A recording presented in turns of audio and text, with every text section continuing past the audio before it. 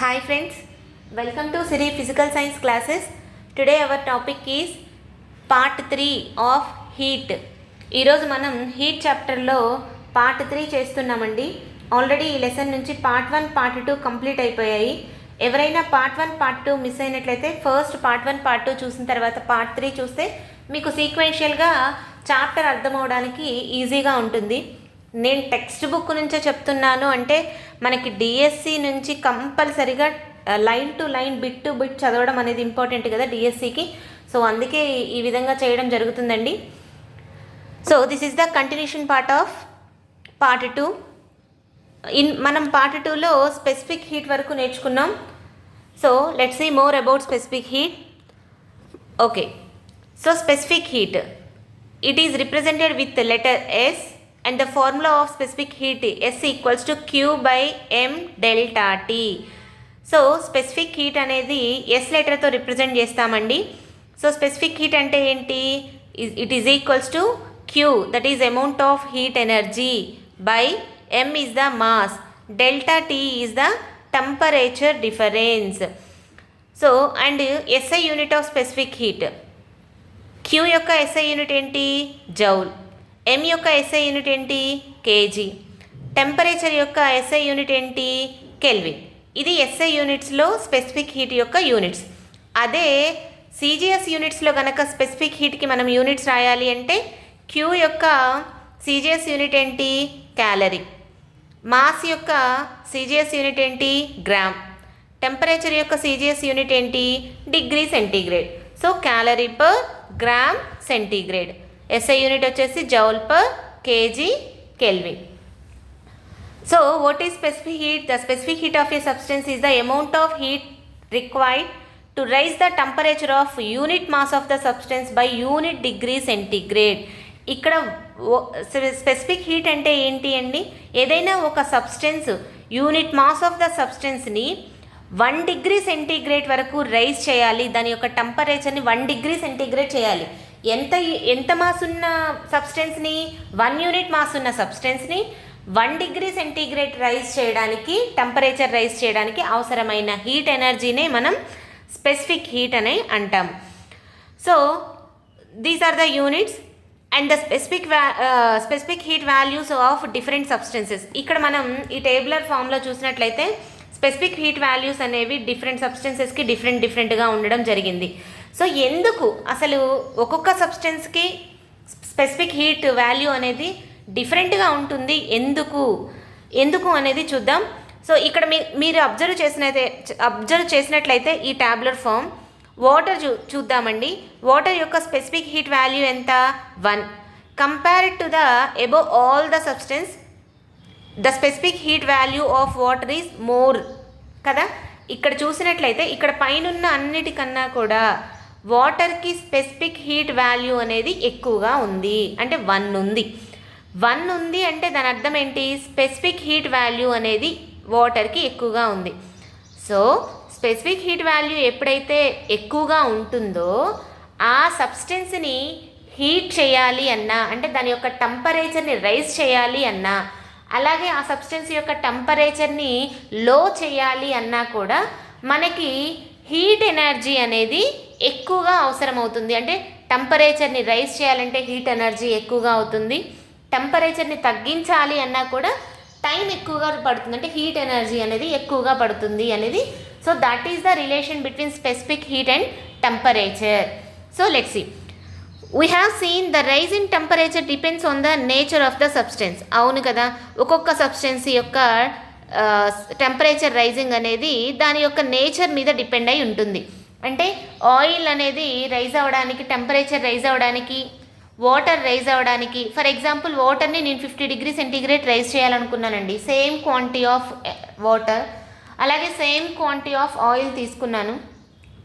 So ఏది త్వరగా temperature rise అవుతుంది తక్కువ టైంలో అంటే ఆయిల్ అనేది తొందరగా రైజ్ అయిపోతుంది టెంపరేచరు దాని కంపేర్డ్ టు ద వాటర్ కన్నా same quantity తీసుకున్నప్పటికీ.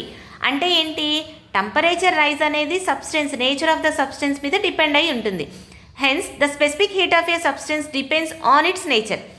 So at the same time ఎందుకని ఇక్కడ ఆయిల్ అనేది త్వరగా హీట్ అయిపోయింది, అంటే దాని యొక్క స్పెసిఫిక్ హీట్ వాల్యూ అనేది ఏమవుతుంది, తక్కువగా ఉండడం వల్ల, ఆయిల్ యొక్క స్పెసిఫిక్ హీట్ అనేది తక్కువగా ఉండడం వల్ల ఆ ఆయిల్ అనేది త్వరగా టెంపరేచర్ని రైజ్ చేసుకుంది. అదే వాటర్ తీసుకున్నట్లయితే సేమ్ క్వాంటిటీ, ఇక్కడ నేను 50 ml ఆఫ్ ఆయిల్ తీసుకున్నాను, 50 ml ఆఫ్ వాటర్ తీసుకున్నాను, రెండిటికి కాన్స్టెంట్ అమౌంట్ ఆఫ్ హీట్ ఎనర్జీని సప్లై చేశాను. కానీ తక్కువ టైంలో ఆయిల్ అనేది 50 డిగ్రీ సెంటీగ్రేడ్కి వచ్చేసింది. అదే వాటర్ అనేది కొంత 50 డిగ్రీ సెంటీగ్రేడ్ రావడానికి ఆయిల్ కన్నా ఎక్కువ టైం తీసుకుంది. సో ఎందుకు ఈ టైం వేరియేషన్ ఎందుకు వచ్చింది? టెంపరేచర్ సేమ్గా రైజ్ అవ్వడానికి సేమ్ క్వాంటిటీ తీసుకున్నప్పటికీ టైం వేరియేషన్ ఎందుకు వచ్చింది అంటే that is depends upon the specific heat value of the substance. ఆ సబ్స్టెన్స్ యొక్క స్పెసిఫిక్ హీట్ వాల్యూ అనేది కనుక ఎక్కువగా ఉంటే ఆ సబ్స్టెన్స్ రైజ్ అవ్వడానికి, టెంపరేచర్ రైజ్ అవ్వడానికి ఎక్కువ అమౌంట్ ఆఫ్ హీట్ ఎనర్జీ అనేది కావాలి. సో స్పెసిఫిక్ హీట్ వాల్యూ తక్కువగా ఉంటే టెంపరేచర్ అనేది, అంటే టెంపరేచర్ రైజ్ అవ్వడానికి అమౌంట్ ఆఫ్ హీట్ ఎనర్జీ అనేది తక్కువగా అయినా సరిపోతుంది. So that is the relation between specific heat, temperature, nature of the substance and amount of heat energy. సో మనం ఇక్కడ specific heat is high, the rate of rise or fall in temperature is low for same quantity of heat supplied. సో అదే కదా మనం ఇప్పుడు చెప్పుకున్నాం. It gives us an idea of the degree of reluctance of a substance to change it's temperature. So ఇది మనకు ఒక degree of reluctance అని ఇస్తుంది. సబ్స్టెన్స్ యొక్క టెంపరేచర్ చేంజెస్లో దాని యొక్క డిగ్రీని మనకి ఇస్తుంది. రిలక్టెన్స్ అంటే ఏంటండి, అంటే డిక్లినేషన్ అని చెప్పచ్చు, అన్విల్లింగ్నెస్ అని చెప్పచ్చు. So that is reluctance. Next, why is the specific heat different for different substance. అదే కదా మనం అనుకున్నాం టాపిక్ స్టార్టింగ్లో. స్పెసిఫిక్ హీట్ వాల్యూ అనేది డిఫరెంట్ సబ్స్టెన్సెస్కి డిఫరెంట్గా ఉంటుంది. ఎందుకు అంటే సబ్స్టెన్స్ యొక్క ఇంటర్నల్ ఎనర్జీ అనేది డిఫరెంట్గా ఉంటుందండి. ప్రతి సబ్స్టెన్స్కి ఇంటర్నల్ ఎనర్జీ అనేది సేమ్గా ఉండదు. అసలు ఇంటర్నల్ ఎనర్జీ అంటే ఏంటి? ఇంటర్నల్ ఎనర్జీ అంటే ఆ సబ్స్టెన్స్లో ఉన్న మాలిక్యూల్స్కి ఉండే linear kinetic energy, rotational energy, next potential energy, ఇవన్నిటిని కలిపి దాని యొక్క ఇంటర్నల్ ఎనర్జీగా తీసుకుంటాం. Vibrational energy. సో ఆ మాలిక్యూల్స్కి ఉండే average kinetic energy of the particles of the body. The molecules of the system have different forms of energy such as linear kinetic energy, rotational kinetic energy, vibrational energy, potential energy between the molecules. The total energy of the system is called internal energy of the system. ఎందుకు అంటే substance యొక్క internal energy అనేది combination of linear kinetic energy, rotational kinetic energy, vibrational energy, potential energy, ఇవన్నీ కలిపితేనే internal energy అంటాం కదా. So ఆ internal energy మీద depend అయి ఉంటుంది. ఎందుకు అంటే ఫర్ ఎగ్జాంపుల్ ఆ సబ్స్టెన్స్కి మనం ఎప్పుడైతే ఒక అమౌంట్ ఆఫ్ హీట్ ఎనర్జీని సప్లై చేసామో ఆ ఎనర్జీ అనేది ఆ మాలిక్యూల్స్ యొక్క కైనెటిక్ ఎనర్జీ ఇంక్రీజ్ అవ్వడానికి యూజ్ అయిందనుకోండి. అప్పుడు కైనెటిక్ ఎనర్జీ ఎప్పుడైతే రైజ్ అవుతుందో మనకి temperature is directly proportional to the average kinetic energy of the substance కదా. మనకి ఇది ఆల్రెడీ మనం ప్రీవియస్ వీడియోలో నేర్చుకున్నాం. సో ఎప్పుడైతే టెంపరేచర్ అనేది directly proportional to average kinetic energy ఉంటుందో మనం ఇచ్చిన హీట్ ఎనర్జీ అనేది ఆ సబ్స్టెన్స్ యొక్క కైనెటిక్ ఎనర్జీని ఇంక్రీజ్ చేసింది అనుకోండి, ఆటోమేటిక్గా ఆ సబ్స్టెన్స్ యొక్క టెంపరేచర్ రైజ్ అనేది ఎక్కువగా ఉంటుంది అని అర్థం. So the sharing will vary from substance to substance. The rise in temperature is high for a substance if the maximum share of heat energy is utilized for increasing its linear kinetic energy. This sharing of heat energy of the system also varies with temperature. That is why the specific heat is different for different substances. So ఆ విధంగా అంటే మనం ఇచ్చిన heat energy అనేది సబ్స్టెన్స్కి అది linear kinetic ఎనర్జీని increase చేసుకుందా, vibrational ఎనర్జీని increase చేసుకుందా, potential ఎనర్జీని ఇంక్రీజ్ చేసుకుందా, ఆ మాలిక్యూల్స్ అనేవి షేర్ చేసుకున్నాయా, సో దాని మీద డిపెండ్ అయి ఉంటుంది. కైనెటిక్ ఎనర్జీ ఇంక్రీజ్ అయితే టెంపరేచర్ రైజ్ అయిపోతుంది. కొన్నిటికి లీనియర్ కైనెటిక్ ఎనర్జీ తక్కువగా ఉండొచ్చు. మోషన్లో ఉన్న వాటికి ఆల్రెడీ వెలాసిటీతో ఉంటాయి కాబట్టి వాటి యొక్క కైనెటిక్ ఎనర్జీ ఎక్కువగానే ఉంటుంది. మనం ఇంకా హీట్ ఇచ్చినప్పుడు ఆ పార్టికల్స్ మోషన్లో ఉన్నాయి అంటే వాటి యొక్క ఎనర్జీ ఇంకా ఎక్కువగా అవుతుంది. ఎనర్జీ ఎక్కువైందంటే టెంపరేచర్ ఎక్కువగా అవుతుంది. సో ఈ విధంగా డిఫరెంట్ సబ్స్టెన్సెస్కి డిఫరెంట్ స్పెసిఫిక్ హీట్ వాల్యూస్ అనేవి ఉంటాయి. That is the meaning of this passage. Next one, if we know specific heat of a substance, we can determine how much of heat is needed to raise the temperature of a certain mass of the substance through certain degrees by using the equation. అంతే కదా, మనకి ఇక్కడ మనం already స్టార్టింగ్లో specific heat అంటే ఏం రాసాము, S is equals to Q by M into delta T. ఈ M into delta T ఇటు తీసుకొస్తే ఏమవుతుంది, Q అవుతుంది. సో Q అంటే ఏంటి, heat energy. The amount of heat energy supplied to the substance is directly proportional. ఇప్పుడు S అనేది constant అయితే మాస్ అను టెంపరేచర్ యొక్క డిఫరెన్సెస్కి డైరెక్ట్లీ ప్రపోర్షనల్ ఉంటుంది కదా. సో అది కూడా మనం ప్రీవియస్ వీడియోలో చేసాం, ఎవరైనా మిస్ అయితే సో చూడండి. So next, applications of specific heat capacity. So ఇక్కడ స్పెసిఫిక్ హీట్ కెపాసిటీ యొక్క కొన్ని అప్లికేషన్స్ చూద్దామండి. So sun delivers a large amount of energy to the earth daily. The water sources on the earth, particularly the oceans, absorbs the energy for maintaining a relatively constant temperature. The oceans behave like heat stores of houses for the earth. They can absorb large amount of heat at the equator without appreciable rise in temperature due to high specific heat of water. Therefore, oceans moderate the surroundings temperature near the equator. Ocean's water transports the heat away from the equators to areas closer to the north and south poles. This transported heat helps moderate the climate in parts of the earth that are far from the equator. So ఈ one application first యొక్క meaning ఏంటి అంటే, sun అనేది ప్రతిరోజు మనకి high amount of ఎనర్జీని supply చేస్తుంది కదండి ఎర్త్ మీదకి. సో ఎర్త్ మీద మనకి 3/4 అనేది వాటర్ ఆక్యుపై అయ్యి ఉంది కదా ఎర్త్ మీద. సో అంటే ఎక్కువ శాతం వాటరే ఉంది మన ఎర్త్ మీద. అలాంటప్పుడు ఆ ఎనర్జీని ఎవరు ఎక్కువ రిసీవ్ చేసుకుంటారు, ఎర్త్ మీదకి ఎనర్జీని సప్లై చేసినప్పుడు సన్ను వాటరే ఎక్కువగా తీసుకుంటూ ఉంటాయి. అందులో మెయిన్గా పర్టికులర్గా ఓషన్స్ అనేవి ఇంకా ఎక్కువ అమౌంట్ ఆఫ్ ఎనర్జీని అబ్జర్వ్ చేసుకుంటాయి. సో ఇలా అబ్జర్వ్ చేసుకున్నప్పుడు స్పెసిఫిక్ హీట్ వాల్యూ వాటర్కి 1 కదా, అంటే ఎక్కువ ఉంది కదా. సో స్పెసిఫిక్ హీట్ వాల్యూ 1 ఉండడం వల్ల ద వాటర్ యొక్క టెంపరేచర్ రైజ్ అవ్వడానికి ఎంత అమౌంట్ ఆఫ్ హీట్ ఎనర్జీ కావాలి, ఎక్కువ అమౌంట్ ఆఫ్ హీట్ ఎనర్జీ అనేది కావాలి. సో ఎక్కువ అమౌంట్ ఆఫ్ హీట్ ఎనర్జీని ఇవి తీసుకుంటాయి. So that's way they behave heat stores houses for the earth. అందుకే ఎర్త్ మీద ఉన్న ఓషన్స్ ఎలా బిహేవ్ చేస్తాయండి, హీట్ స్టోర్ హౌసెస్గా బిహేవ్ చేస్తూ ఉంటాయి. అవి ఎప్పుడైతే హై అమౌంట్ ఆఫ్ హీట్ని అబ్జర్వ్ చేసుకుంటాయో అవి ఏం చేస్తాయి, ఈక్వేటర్ దగ్గర large amount of heat at the equator దగ్గర ఆల్రెడీ ఎనర్జీ అనేది ఎక్కువగా ఉంటుంది, హీట్ ఎనర్జీ. సో ఇవేం చేస్తాయి, ఆ టెంపరేచర్ని మోడరేట్ చేయడం కోసం పోల్స్ దగ్గరికి ట్రాన్స్ఫర్ చేస్తాయి.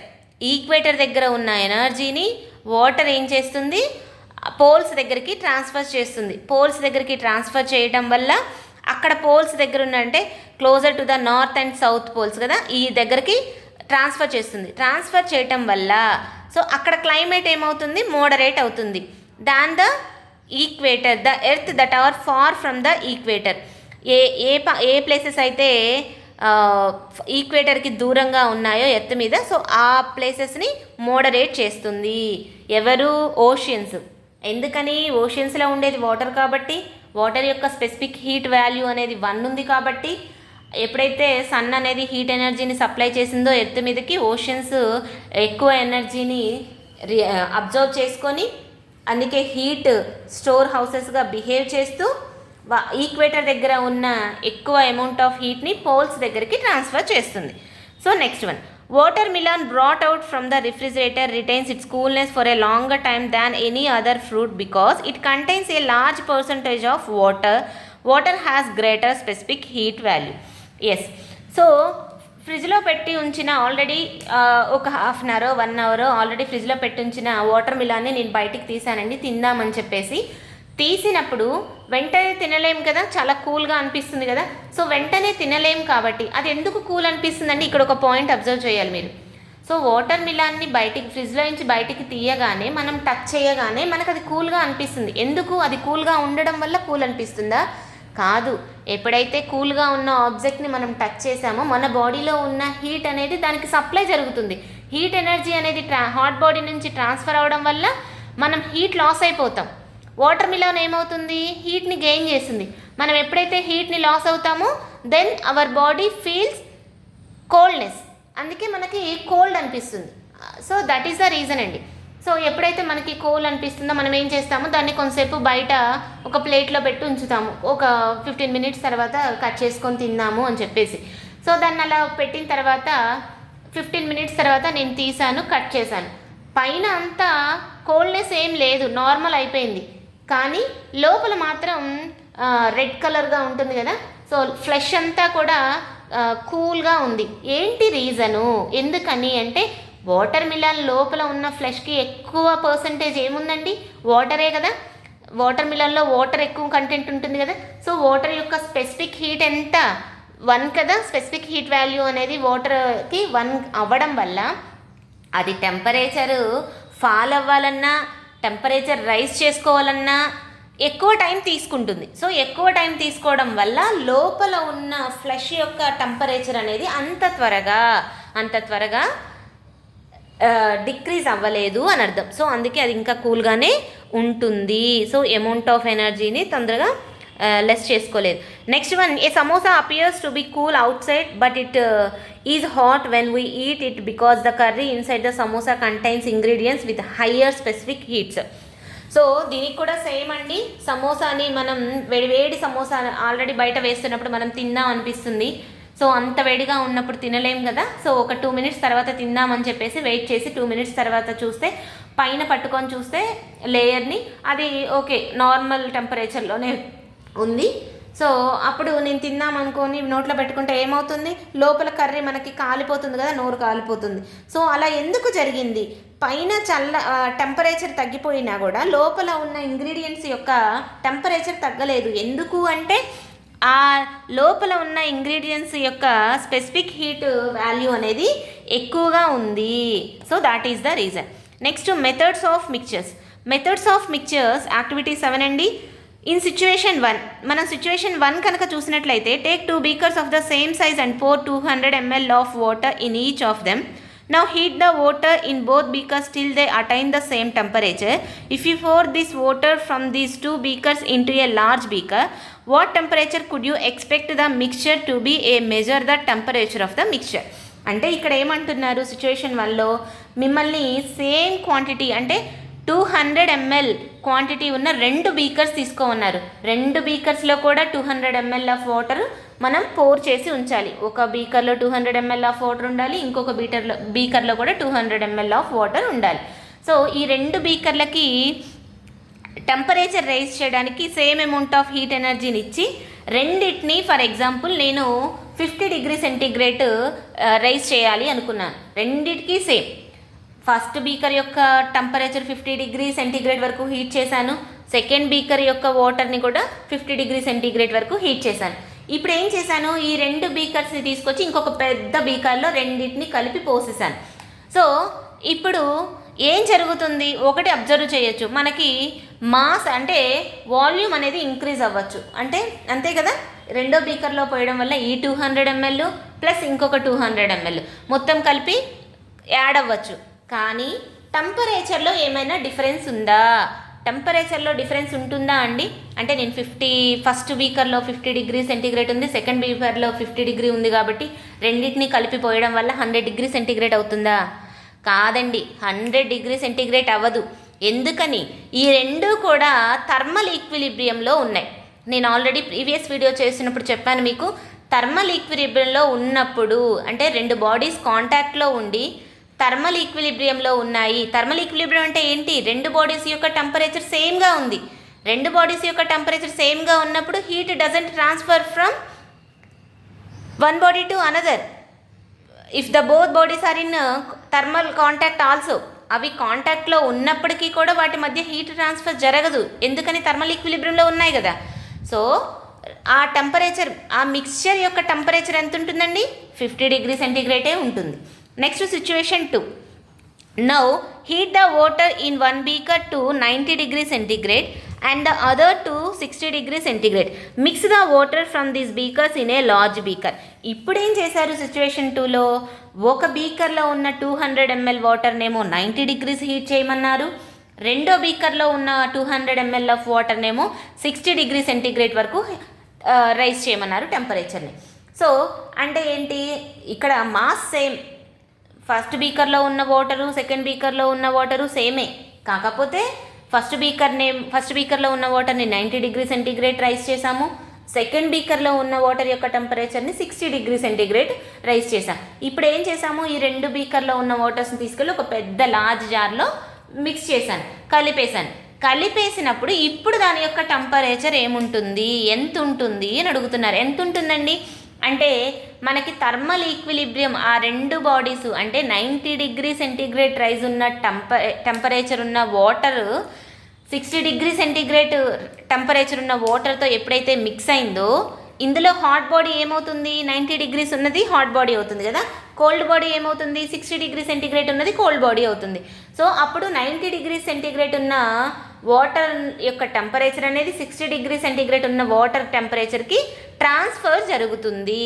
సో ఎంతవరకు జరుగుతుంది ట్రాన్స్ఫర్మేషన్ అనేది? రెండు బాడీస్ యొక్క టెంపరేచర్స్ అనేవి థర్మల్ ఈక్విలిబ్రియం వచ్చే వరకు వాటి మధ్య ట్రాన్స్ఫర్మేషన్ జరుగుతుంది. అంటే ఫస్ట్ బాడీ అనేది 15 డిగ్రీస్ లాస్ అవుతుంది, సెకండ్ బాడీకి 15 డిగ్రీస్ అనేది యాడ్ అవుతుంది. సో ఈ విధంగా మిక్స్చర్స్లో టెంపరేచర్ అనేది ఎంత వరకు ట్రాన్స్ఫర్మేషన్ జరుగుతుంది, ఎప్పటి వరకు జరుగుతుంది అనేది సిచ్యువేషన్ 1, 2 వరకు చూసాం. Next situation 3. So now take 100 ml of water at 90 degree centigrade and 200 ml of water at 60 degree centigrade and mix the two. So ఇక్కడ సిచ్యువేషన్ 3 చూస్తున్నట్లయితే అది ఇంకా కంప్లీట్గా డిఫరెంట్ కదండి. సిచ్యువేషన్ 3లో ఏమన్నారు? ఒక బీకర్లో 100 ml ఆఫ్ వాటర్ తీసుకోమన్నారు, ఇంకొక బీకర్లో 200 ml ఆఫ్ వాటర్ తీసుకోమన్నారు. ఫస్ట్ బీకర్ యొక్క వాటర్నేమో 90 డిగ్రీ సెంటీగ్రేడ్ వరకు రైస్ చేయమన్నారు టెంపరేచర్ని, సెకండ్ బీకర్ యొక్క టెంపరేచర్ని 60 డిగ్రీ సెంటీగ్రేడ్ వరకు రైస్ చేయమన్నారు. ఇప్పుడు లెట్స్ ఫైండ్ ఏం జరుగుతుందో అంటే మెథడ్స్ ఆఫ్ మిక్చర్స్. సో మనకి ఇక్కడ ఏం తెలియాలి అంటే let's see. So principles of mixtures మనకి ఫస్ట్ ఈ ప్రిన్సిపల్ తెలిసి ఉండాలండి. when 2 or more bodies at different temperatures are brought into thermal contact, the net heat lost by the hot bodies is equal to the net heat gained by the cold bodies until they attain thermal equilibrium if the heat is not lost by any other process. So ఇక్కడ ఏమంటున్నారు? ఎప్పుడైతే మనం high amount of temperature ఉన్న బాడీని hot body, లో temperature ఉన్న బాడీని cold body అని అనుకుంటాం కదా. ఈ రెండింటిని ఎప్పుడైతే మిక్స్ చేస్తామో, మిక్స్ చేసినప్పుడు హాట్ బాడీ నుంచి కోల్డ్ బాడీకి హీట్ ట్రాన్స్ఫర్మేషన్ జరుగుతుంది. ఎప్పటి వరకు జరుగుతుంది? రెండు బాడీస్ యొక్క టెంపరేచర్స్ అనేవి థర్మల్ ఈక్విలిబ్రియం వచ్చే వరకు జరుగుతుంది. Once they get thermal equilibrium then there is no transfer of heat in between two. ఎప్పుడైతే థర్మల్ ఈక్విలిబ్రియంకి వస్తాయో అప్పుడు ట్రాన్స్ఫర్మేషన్ అనేది జరగదు. అంటే ఇక్కడ ఎప్పటి వరకు జరుగుతుందంటే ఎలా చెప్పగలం? హాట్ బాడీ అనేది ఎంత టెంపరేచర్ని లాస్ అయిందో, the heat lost by the hot body ఎంత హీట్ని అనేది లాస్ట్ అయిందో అంతే హీట్ని కోల్డ్ బాడీ గెయిన్ చేస్తుంది. మీకు సిచ్యువేషన్ 2లో నేను చెప్పాను కదా, 90 డిగ్రీ సెంటీగ్రేడ్ ఉన్న వాటర్ని 60 డిగ్రీ సెంటీగ్రేడ్ వాటర్తో మిక్స్ చేసినప్పుడు అప్పుడు 90 డిగ్రీస్ ఉన్న బాడీ ఎంత లాస్ అవుతుందండి? 15 డిగ్రీ సెంటీగ్రేడ్ టెంపరేచర్ని లాస్ అవుతుంది. ఎందుకని? 60 డిగ్రీ సెంటీగ్రేడ్ ఉన్న వాటర్కి మనం ఇంకొక 15 ఇస్తే ఏమవుతుంది? అది ఏమవుతుంది? 75 అవుతుంది. 90 డిగ్రీలో నుంచి 15 తీసేస్తే ఇది కూడా 75 అవుతుంది. Both temperatures are same. అంటే ఏంటి? రెండు థర్మల్ ఈక్విలిబ్రియంలోకి వచ్చేసాయి. సో అప్పుడు ట్రాన్స్ఫర్మేషన్ జరగదు. సో మెథడ్స్ ఆఫ్ మిక్చర్లో మనం ఏం నేర్చుకుంటున్నాము? Principle the net heat lost by hot bodies is equals to net heat gain by the cold bodies. This is known as the principle of methods of mixture. So మనం ఇక్కడ చూసినట్లయితే the amount of heat lost by the hotter sample. ఎంత లాస్ అయింది hot body? Q మనకి తెలుసు కదండి. Q యొక్క ఫార్ములా ఏంటి? Q is equals to specific heat నుంచి క్యూ యొక్క ఫార్ములాని మనం డెరైవ్ చేసాం కదా. So Q equals to MS delta T. Delta T అంటే ఏంటి? Change in temperature. ఇక్కడ మీకు చేంజ్ ఇన్ టెంపరేచర్లో T1 it consist of, it has high temperature. ఇది ఎక్కడికి వచ్చేసింది? టీ దగ్గరకు వచ్చేసింది. T2 is the low temperature body కదా. సో ఇది గెయిన్ చేసుకొని టీకి వచ్చేసింది. సో ఇక్కడ మీకు ఏం తెలియాలి అంటే టెంపరేచర్ డిఫరెన్స్ తెలియాలి. అంటే the amount of heat lost by the hot sample Q is equals to MS delta T అంటే T1 మైనస్ టీ. ఇక్కడ T1 is the high temperature. Already బాడీకి, ఏ బాడీకి అయితే టెంపరేచర్ హైగా ఉందో దాన్నే హాట్ బాడీ అంటాం కదా. సో ఎవరికైతే హై టెంపరేచర్ ఉంటుందో అది T1 అవుతుంది. T1లో నుంచి T is the resultant temperature. Resultant temperature ఎంతో అసలు మనకు తెలియదు. సో దాన్ని హాట్ బాడీ అని చెప్పలేము, కోల్డ్ బాడీ అని చెప్పలేము.